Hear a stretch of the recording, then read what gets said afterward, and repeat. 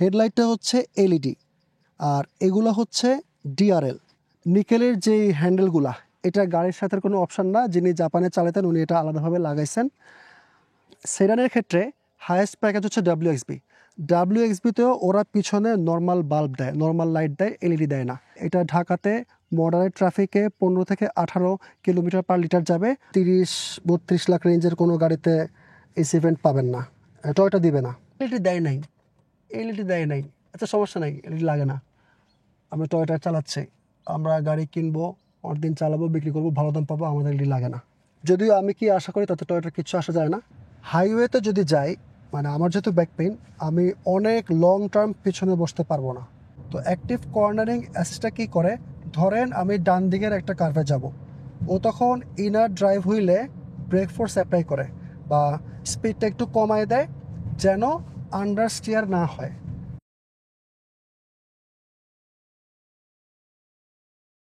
আসসালামু আলাইকুম, আমি সাইদি হোসেন, আশা করি সবাই ভালো আছেন।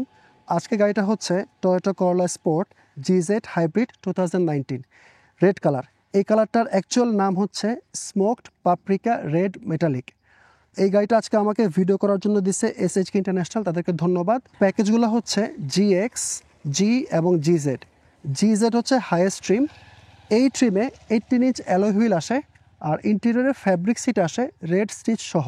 কিন্তু এই গাড়িটাতে ইউনিক সিট দেখতে পাচ্ছি, রেড এবং ব্ল্যাকের কম্বিনেশনে লেদার সিট আসছে, এটা এই গাড়িটাতে ইউনিক। এই গাড়িটা টিএনজি এর প্ল্যাটফর্মে বানানো হয়েছে। টিএনজি মানে হচ্ছে টয়োটা নিউ গ্লোবাল আর্কিটেকচার।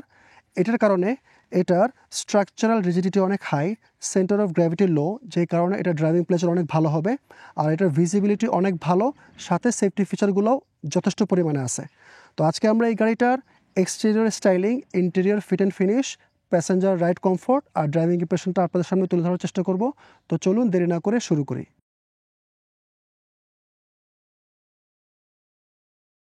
সামনে থেকে গাড়ির লুকটা দেখেন, এত ছোট একটা গাড়ি মানে দেখলে মনে হয়, কিন্তু কতটা ওয়াইড খেয়াল করেন।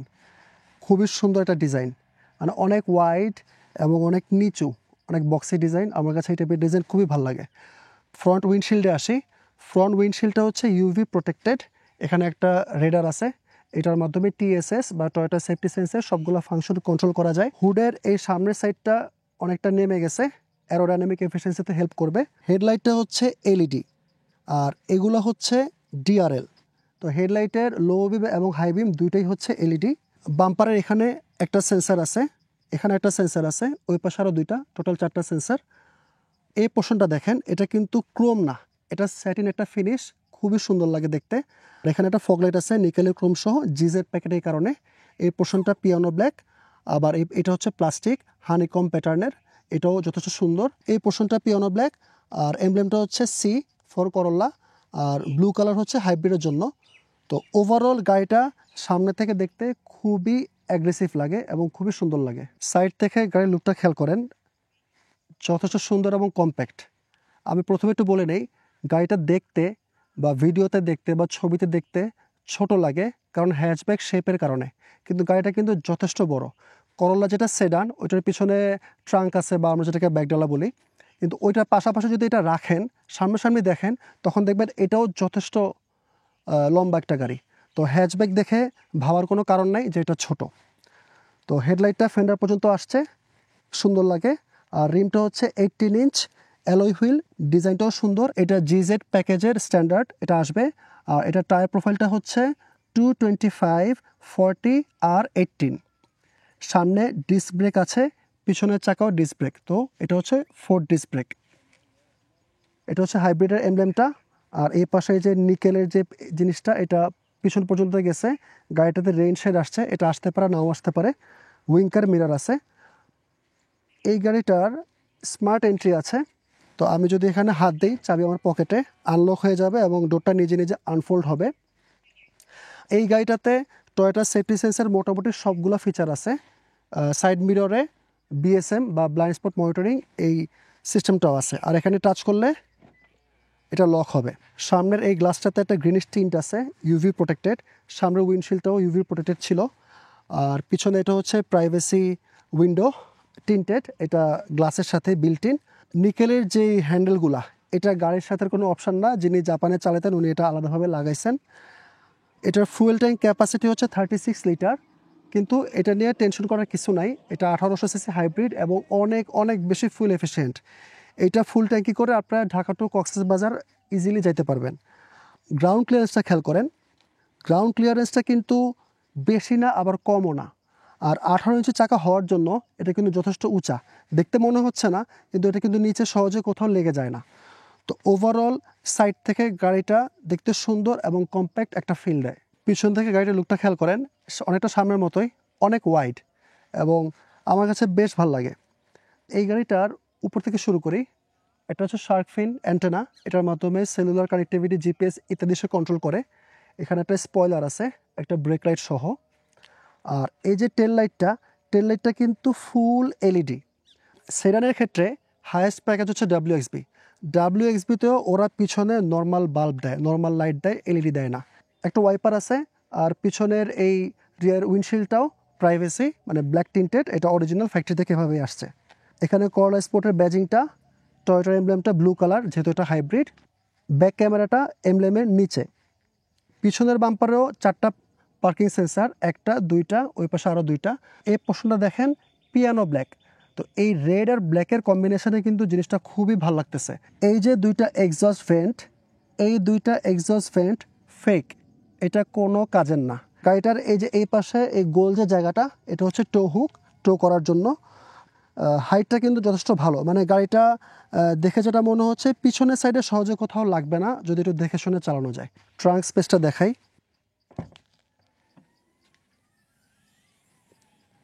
ড্যাম্পার আছে হাইড্রোলিক। তো এটা হচ্ছে একটা কার্গো কাভারের এখানে একটা হ্যাঙ্গিং পয়েন্ট আছে, এখানে ম্যাক্স 2 কেজি লেখা, 2 কেজি পর্যন্ত কোনো কিছু ঝুলে রাখতে পারবেন এখানে।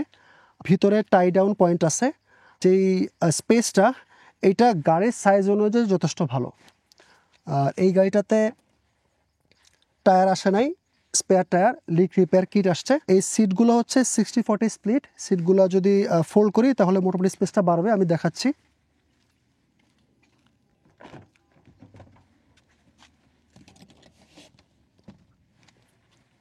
এটার কিন্তু পিছন থেকে খোলার মতো কোনো অপশন নেই। অনেকগুলো গাড়িতে সাইডের লিভার বা কোনো একটা অপশন থাকে বা ফেলা যায়, কিন্তু এটা হচ্ছে একবারে ভিতর থেকে ফেলতে হয়।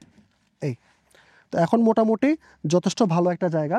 এই সাইজের গাড়ির জন্য এর থেকে বেশি জায়গা আমি আশা করি না।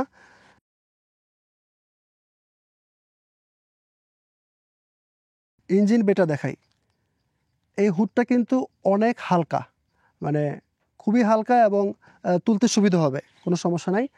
হুডের নিচে কোনো কাভার দেয় নাই বা হিট শিল্ড, যেটা ইঞ্জিনের হিটটা হুড থেকে যাওয়া প্রিভেন্ট করবে।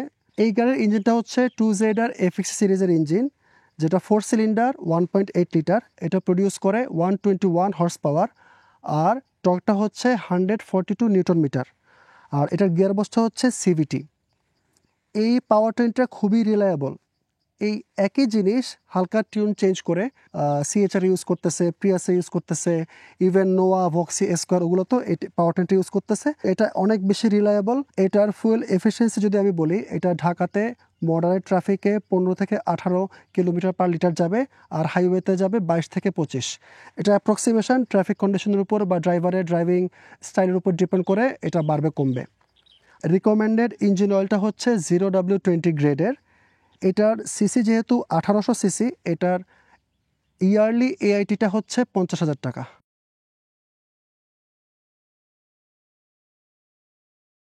পিছনের কেবিন স্পেসটা দেখাই।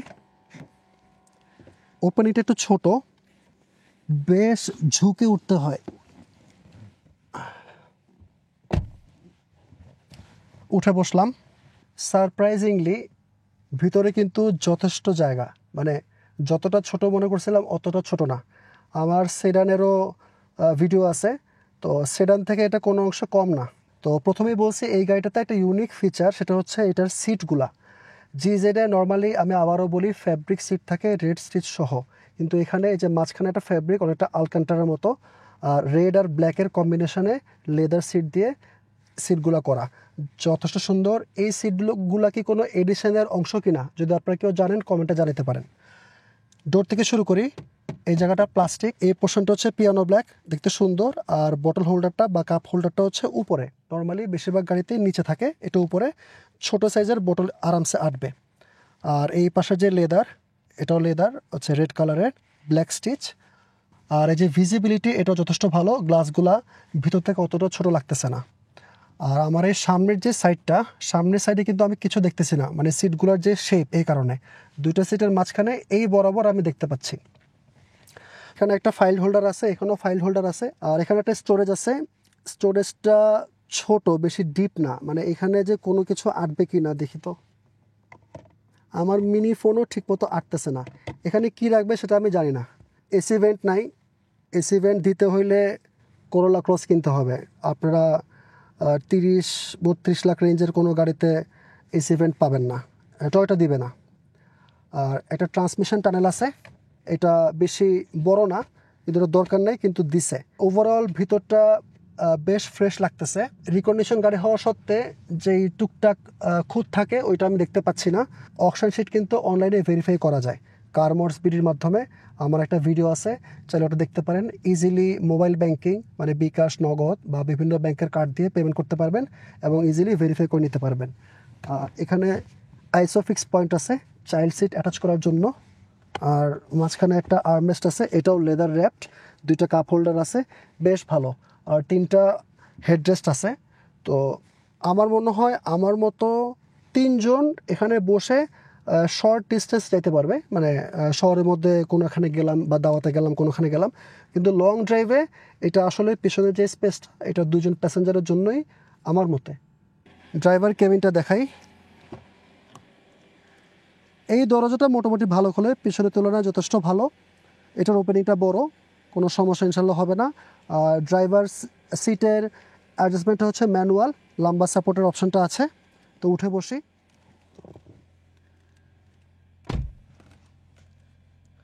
হ্যাঁ, পিছনের তুলনায় কিন্তু সামনে উঠে বসাটা ইজি। সিটগুলো সেমি বাকেট সিট, বেশ কমফোর্টেবল। প্রথমেই যেটা চোখে পড়তেছে এই যে এই জিনিসগুলা, এগুলা কাপ হোল্ডার, এগুলা কিন্তু গাড়ির সাথে আসে না। যিনি জাপানে এটা চালাইতেন উনি হয়তো বা এটা লাগাইছেন, তো এটা অপশনাল। ঠিক অপশনাল না, মানে এটা হচ্ছে আফটার মার্কেট। ডোরের এই পোর্শনটা হচ্ছে সফট ম্যাটেরিয়াল, লেদার না কিন্তু সফট। এই পোর্শনটুকু প্লাস্টিক, আবার এই জায়গাটাতে রেড লেদার, স্টিচড লেদার। আর এই হ্যান্ডেলটার মধ্যে পিয়ানো ব্ল্যাকের ইনসার্শন আছে, যথেষ্ট ভালো লাগতেছে। আর সাইড মিররগুলোর কন্ট্রোল এবং 4টা উইন্ডোর কন্ট্রোলগুলো, এই পাশে সুইচগুলো।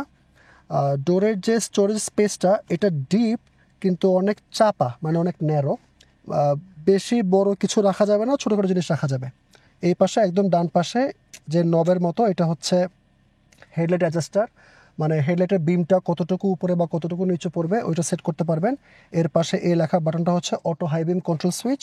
আর এরপরে মাঝখানে অনেকগুলো গ্যাপ, তারপরে হচ্ছে অফ লেখা যে বাটনটা, এটা হচ্ছে ট্র্যাকশন অন অফের সুইচ। স্টিয়ারিংটাও খুবই সুন্দর। স্টিয়ারিংটা লেদার র্যাপড, 3 স্পোক ডিজাইনের, কিন্তু দেখতে খুব সুন্দর লাগতেছে। একটু ছোট হলে ভালো হইতো, কিন্তু এটা খারাপ লাগতেছে না। আমার রিসেন্ট সময়ে আমি যতগুলো ভিডিও করছি এর মধ্যে আমার সবচেয়ে বেশি ভালো লাগছে স্টিয়ারিং হুইলটা হচ্ছে হোন্ডা ইনসাইটার।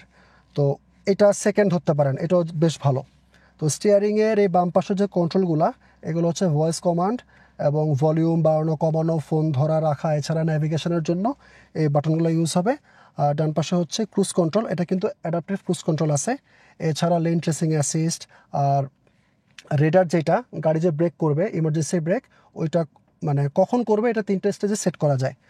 আর ড্রাইভার যে ডিসপ্লেটা, এটা ফুললি ডিজিটাল, খুবই সুন্দর। আর এখানে আপনারা টয়োটা সেফটি সেন্সর যে ফিচারগুলো সেগুলো অন অফ করতে পারবেন। ড্যাশবোর্ডের উপরে যে মেটেরিয়ালগুলো, এগুলো সফট এবং সুন্দর একটা রেড স্টিচ আছে। এই টাইপের ছোট ছোট ডিজাইন টাচগুলো কিন্তু দেখতে খুব ভালো লাগে। তো টয়োটার কাছে আমরা, বিশেষ করে আমি আরও বেশি আশা করি, যদিও আমি কি আশা করি তাতে টয়োটার কিছু আসা যায় না।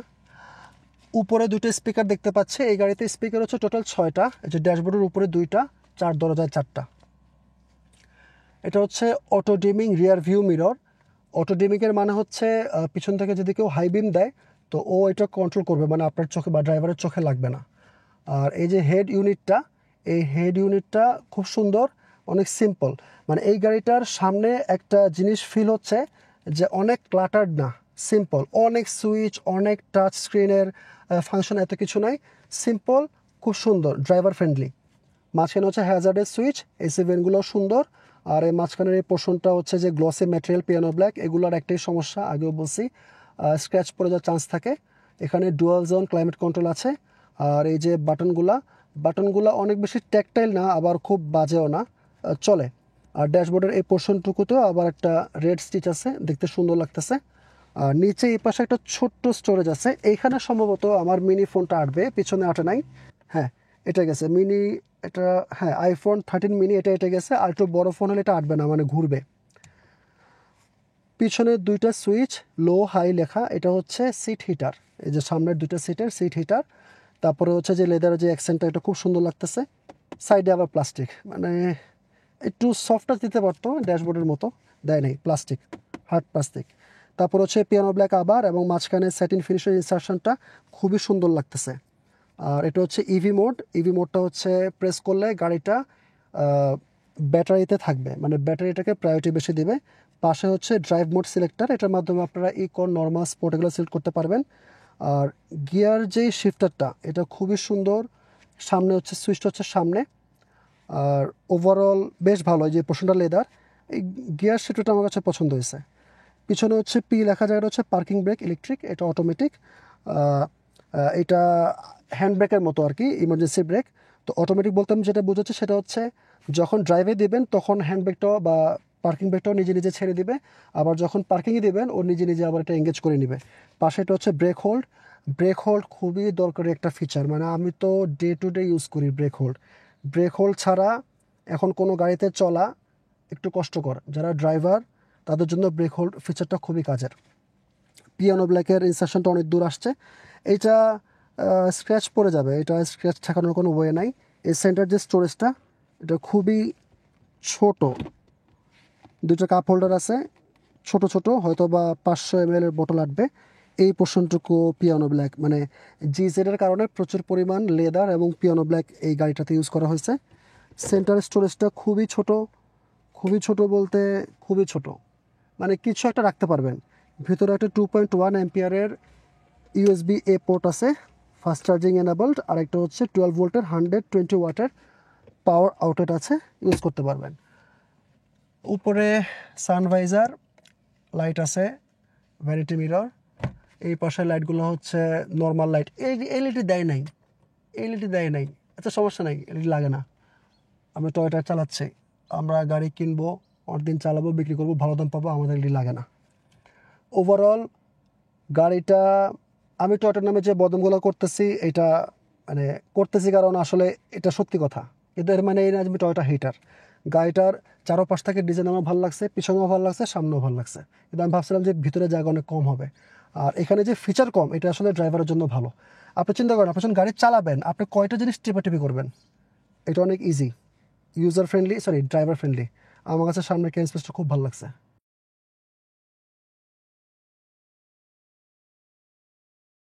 প্যাসেঞ্জার রাইড ইমপ্রেশন, তো পিছনে জায়গা তো আগেই বলছি, আমার জন্য যথেষ্ট, দুইজনের জন্য পারফেক্ট। 3টা হেডরেস্ট আছে, কিন্তু 3জন মিলে লং ড্রাইভে যাইতে কষ্ট হবে, কিন্তু ঢাকাতে সমস্যা নাই। আর ওভারঅল ভিজিবিলিটি মানে সারপ্রাইজিংলি ভালো, মানে ভালো আলো ঢুকতেছে এবং বদ্ধ লাগতেছে না, যেটা এরকম ছোট গাড়িতে অনেকে মনে করে যে বদ্ধ লাগবে বা জায়গা কম, এরকম কোনো সমস্যা আমি দেখতেছি না। আর্মরেস্টটা যথেষ্ট আরামদায়ক। আর সাসপেনশনের যে ফিডব্যাকটা, এটা হচ্ছে 18 ইঞ্চ অ্যালয় হুইল। আর এটা একটু স্পোর্টি একটু গাড়ি, তো একটু স্টিফ মানে এরকম না যে একদম মানে সব জার্কিং ভিতরে নিয়ে আসতেছে। আমার কিন্তু ব্যাক পেন আছে, কিন্তু যতটুকু স্টিফ অতটুকু আসলে হ্যান্ডলিংয়ের জন্য লাগে, তো সেই হিসেবে এটা অতটা খারাপ না। যাদের ব্যাক পেন নাই তাদের আমার মনে হয় না কোনো সমস্যা হবে। তবে হাইওয়েতে যদি যাই, মানে আমার যেহেতু ব্যাক পেইন, আমি অনেক লং টার্ম পিছনে বসতে পারবো না। যারা সুস্থ আছেন আল্লাহর রহমতে তারা অবশ্যই পারবেন, সামনে বসে সিটটা বড়, ওইটাতে সমস্যা হবে না। তো পিছনের প্যাসেঞ্জার ইমপ্রেশনটা হচ্ছে সিটি ড্রাইভের জন্য এটা একদম পারফেক্ট। মানে ছোটোখাটো ডিস্টেন্সে যাবেন, স্কুলে বাচ্চাদেরকে ড্রপ করবেন বা অফিস ডিউটি করবেন টুকটাক, একটু শপিং মলে যাবেন, একটু বেড়াইতে যাবেন, সেটার জন্য এটা পারফেক্ট আছে, কোনো সমস্যা নেই।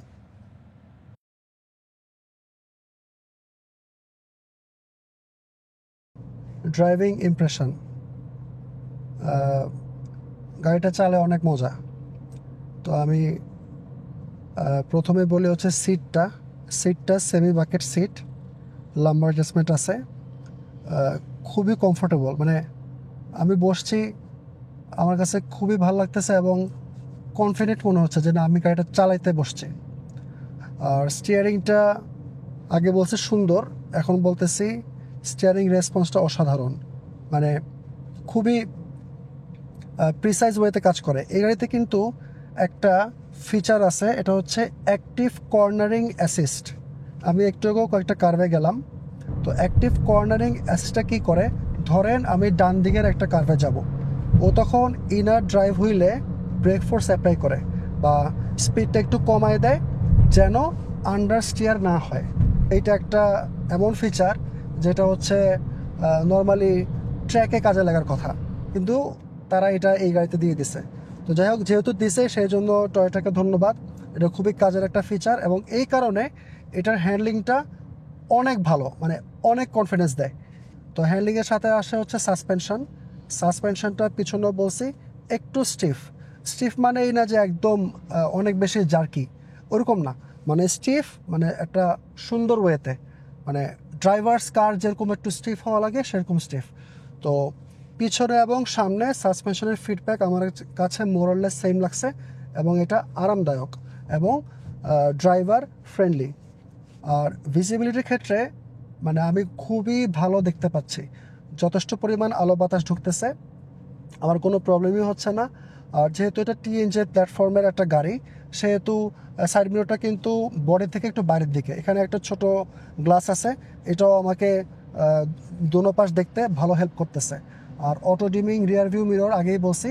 তো পিছনের যেই রিয়ার উইন্ডশিল্ডটা, এটা ছোট কিন্তু মানে যতটুকু মানে দেখা দরকার আমি কিন্তু আরামসে দেখতে পারতেছি, এখানেও কোনো কমপ্লেন নাই।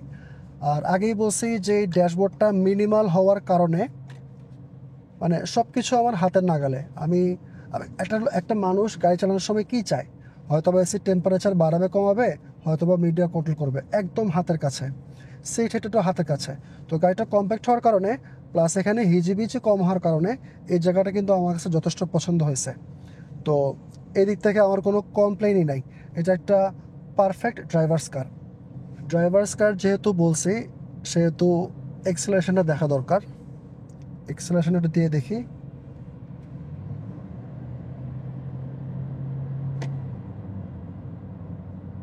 পারফেক্ট একটা অ্যাক্সেলারেশন। বেশি স্পিড তুলতে পারতেছি না, স্পিড লিমিট আছে, কিন্তু যথেষ্ট ভালো। মানে আমার ডাব্লিউএসবিটা ভিডিও ছিল, ওইটার এক্সেলারেশনের আমি অনেক প্রশংসা করছিলাম, এইটা এক্স্যাক্টলি ওইরকমই হবে। প্লাস এটার হ্যান্ডলিংটা আমার কাছে মনে হয়েছে ডাব্লিউএসবি থেকে একটু বেটার, যেহেতু 18 ইঞ্চি চাক্কা প্লাস যে সাইজটা সব মিলায়। এই গাড়িতে 4 ডিস্ক ব্রেক আছে আগেই বলছি। তো ব্রেকিংটাও অনেক অনেক অনেক বেশি নিম্বল, মানে অনেক প্রিসাইজড। আমি বেশি স্পিড তুলতেছি না, কিন্তু যতটুকুই বুঝতে পারতেছি যে যে কোনো ইমার্জেন্সি সিচুয়েশনে যদি আপনার গাড়িটা ব্রেক করেন, গাড়িটা দাঁড়ায় যাবে। 4 ডিস্ক ব্রেক, ছোটো গাড়ি, কম্প্যাক্ট গাড়ি, লাইট ওয়েট একটা গাড়ি, ব্রেকিংয়ের জন্য পারফেক্ট একটা গাড়ি। আর যতটুকু ওর টান আছে বা অ্যাক্সেলারেশন আছে, ওইটা কন্ট্রোল করার জন্য এই ব্রেকিং সিস্টেম মোর দেন এনাফ।